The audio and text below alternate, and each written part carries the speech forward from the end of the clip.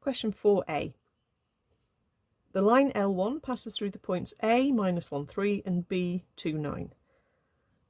The line L2 has equation 2y plus x equals 25 and intersects L1 at the point C. L2 also intersects the x-axis at D. Okay, so the first thing we have to do is show the equation of line L1 is y equals 2x plus 5. So again, we have to get to that answer, and what we know about L1 is it passes through the points A and B. Okay, so we need to start off finding the gradient. So you need to know your gradient formula, y2 minus y1 over x2 minus x1. It's always y's divided by x's. So y2 would be 9, y1 would be 3. On the bottom, x1 would be a 2, x2 would be a 2, and x1 would be a -1. As long as you do the order of the points consistently, it will be correct. So 9 take away 3 over 2 take away -1.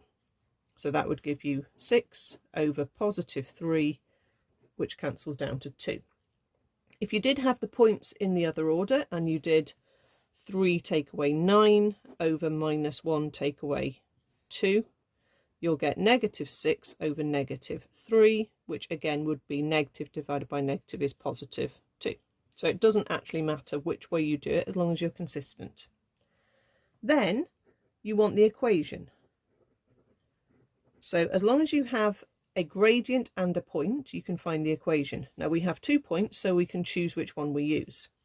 But the equation pattern we're going to use is y minus y1 is mx minus x1. You could always use y equals mx plus c if you want, but I think I prefer this one.